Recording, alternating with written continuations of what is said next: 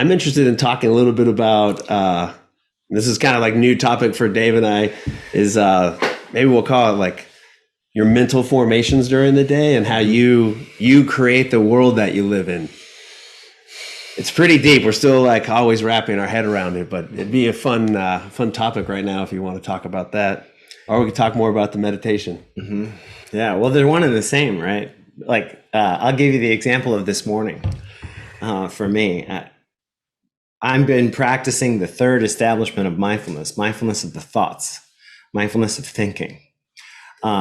And for those of you that are familiar with my teaching style, it's very rare that you'll hear me give that advice. It's very rare that I will encourage someone to actually meditate on their thoughts because it's so challenging. It can be very emotional. It can be destabilizing and make us feel a bit crazy because our thoughts are so random and coming so quickly and more often than not so irrational. So detached from our actual experience. And so I could go on. There are a variety of reasons why it's very difficult practice. But I've been taking it up lately because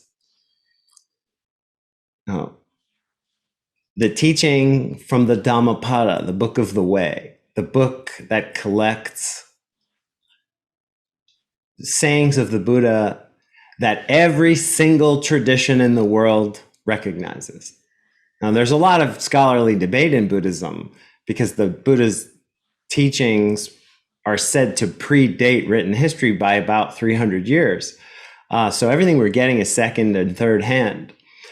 But this particular collection, the Dhammapada, which means the Book of the Way, all the traditions are down with. Everybody says like, yeah, we think the Buddha said that. And so this tiny little book contains some of the deepest wisdom in all of the Buddhist canon.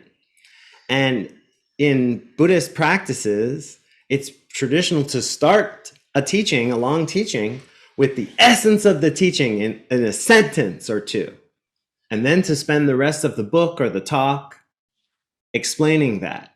But for the person who got it, you don't even need to read the rest. The idea is that the whole teaching is in the very beginning.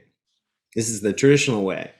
And the book of the Dhammapada, the book of the way, begins, all that we are arises with our thoughts. With our thoughts, we make the world. We make the world.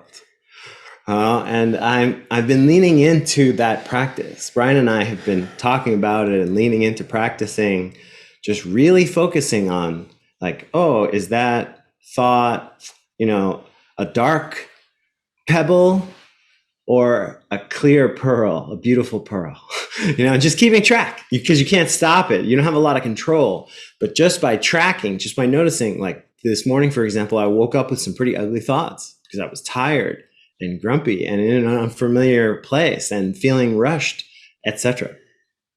And because I'm very closely watching that right now, I saw it. I was sitting there on the edge of my bed, just taking ugly stone after ugly stone and putting it in my pocket. I was like, oh my God, it's like, I've only been up for 10 minutes and I already have 6 of those in my pocket. 6 ugly stones. And I don't have any pearls.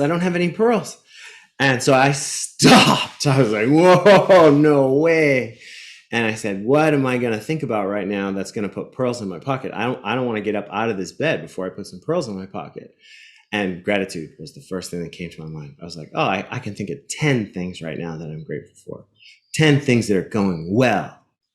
And I did. And then I got up and made coffee.